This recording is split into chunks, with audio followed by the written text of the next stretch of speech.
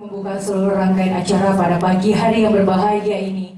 Pemerintah Kota Palembang terus kebut mengembangkan UMKM berbasis digital. Salah satunya melalui bimbingan teknis transaksi dan pelaporan keuangan digital yang dilaksanakan di Grand Atiasa Convention Center pada Selasa 24 Oktober 2023.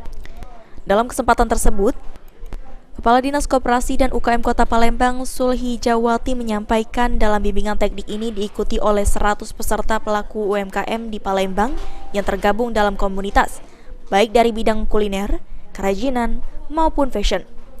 Bimbingan teknik ini sendiri dilakukan lantaran para pelaku UMKM selama ini membuat laporan keuangan secara manual yang dinilai sulit, serta menjadi kendala dalam peminjaman dana modal. Kemudahan kepada mereka buat menyusun laporannya, sehingga dimanapun mereka berada bisa mengakses laporannya, laporan keuangannya, dan kalaupun mereka mau meminjam uang ke pihak perbankan, itu kan harus ada laporan keuangan. Dengan adanya pembelajaran ini, mereka sudah bisa membuat laporan keuangan secara digital. Sementara itu, PJ Wali Kota Palembang Ratu Dewa berharap agar bimbingan teknik ini bisa dimanfaatkan pelaku UMKM dalam hal pengemasan produk dan pemasaran sesuai dengan perkembangan digital.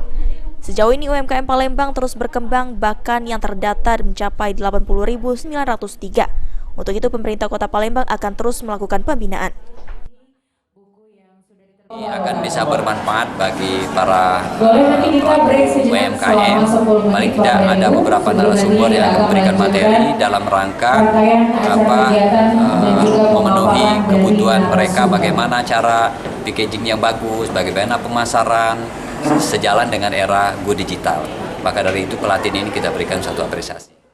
Sandi Pratama, PAL TV.